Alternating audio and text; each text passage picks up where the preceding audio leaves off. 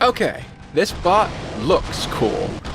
And it's based on a bot that was really, really popular in the past. The RDB, standing for Russian Death Button, which was originally a Russian Death Button Griffin, with Tulumbus and pins. However, since this has a heavy slot instead of a light slot, I tried a Trident. Because I also, when I was coming up the leagues, I used a Leo with Trident and pins, and it worked pretty well for me. However, nowadays, this setup is a little underwhelming. But we'll get into that in the rest of the video. Ow. Yeah. That's not fun. So here are our numbers. The idea is it's 500 meter range, so it's a mid-range fighter. It's splash damage, so it passes through physical shields, and it also has a little bit of reach beyond its meters because it has that splash damage, which is good for getting people around corners. And in the past, this bot and this bot setup probably would have done pretty well. However, these weapons are kind of the weapons that Pixonic's forgotten, in a way.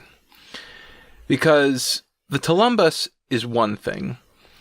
Especially with bots like the Spectre that you can just throw 4 of these stupid things on. You can't overpower them too much. However, the Trident used to be a lot more usable.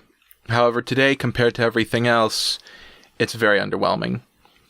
And I mean, I don't think it's that Ansel shields are so prevalent or so strong. I think it's just that everything else has kind of gotten stronger to deal with more damage over time. Kind of like an inflation of damage, and the Trident was just kind of left behind. Now, in lower leagues, this could be fun, and I actually, before I got my Ember, I used to run this setup quite a bit on my second Inquisitor. Of course, as you can see, I also include the levels of my Inquisitor that I'm actually going to be using in the footage, because I don't really have the time or the resources to max out my entire hangar right now. So anyways, as you can see, the damage per second is 11,000 for the Tulumbus and 14,000 for the Trident. However, if you look at the reload time, the Trident has a 10-second reload time. And that, it just doesn't gel well with the Tulumbus, or anything else rather, right now. And so, of course, I'll show you some footage, because I think it's worth at least considering. Because you can tag people from a good distance. And I don't know, they've talked about buffing the Trident so it at least has the same mechanic as the Tulumbus with the sort of constant fire. But even so, I think each rocket, because the Trident only fires 3 rockets, so each rocket kind of needs more power. But, I guess that's all. Everyone kind of knows that at this point. So, what else can we think about in this video? What can we look at? Well, for one thing, the Trident has a 600 meter range. And I think this setup would be more effective if Tulumbus potentially had 600 meter range. And I don't know, maybe that, like I said, would overpower the Spectre again. But, the Spectre is kind of just broken in general.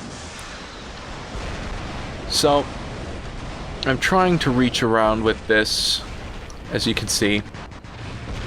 And this is where it gets a little ridiculous. You see, that guy has, no health, and so I try and hit him from around the corner. So I hit him with two Tulumbus rockets, and he doesn't go down. So I get infuriated, jump up, and just unload into him. And I think that was just a Rogaka. Rogakas don't have any real health to begin with. they're not exactly a tank build. However, I'm trying to support my teammate here, and I go down. This map is a little better for this kind of a setup, but it's difficult to justify these setups. Like, of course, if this is all you have, then, I mean, run with what you've got. Now that I have some better weapons, because I finally did, like I said, end up getting some more Orkans and an Ember, I just run that. But before I had those, I used this quite a bit. And it's important to kind of modify your playstyle, or to at least recognize what playstyle you're comfortable with when using different weapons. Because this, of course, plays differently than the Molat Tempest, and it definitely plays a lot differently than the Ember Orkan, or the Punisher Thunder. And I'll get to the Thunder Punisher later, but a quick spoiler, that is actually my favorite build, and I think that's the build that I have the most success with. And I mean, those are all silver weapons. This is silver and workshop points. I don't even know if we'll have workshop points in the next few months. So, I mean, a lot of things change really quickly in this game. And so as you can see, that Raijin has a flamethrower and an Ansel. Now the flamethrower, either they don't know how to hit me with it, or it's under-leveled. Because if they both knew how to use it and it was properly leveled, I should already be dead. But as you can see, I'm kind of outplaying them, and I've actually even borderline gotten them killed even with them having that stupid Ansel. And so what do? I go in and I try to finish it off by walking into the Ansel shield. Now I should have actually been able to take out this Raijin. However, we had support from that guy with the Butch. So I think I really want to make the case for the Trident, but I think the Trident is dead. I think this setup would work better with Thunder, because with the Thunder, you could at least strip off the Ansel shield. Now that is my primary point and conclusion there.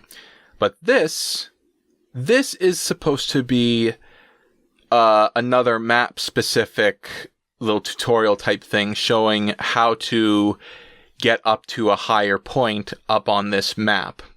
Because, of course, you always see hovers and different things up here, and it's a little finicky to get up here. But it can be useful to be up here as an Inquisitor. Now, there are two ways to get up here. The first way is a little more safe. The second way is kind of dangerous. However, that said,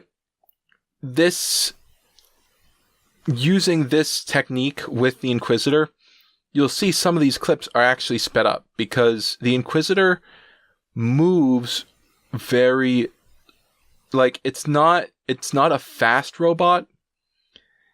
And in addition to that, one of the bigger problems is its jump takes forever to reload.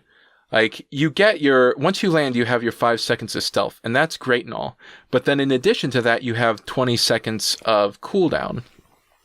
So that's time when you can be just taken out. Like, because if you're standing there waiting for your jump to come back, you're susceptible to damage. And so this is a way to play the Inquisitor, but it's probably not a good way. But thanks for watching.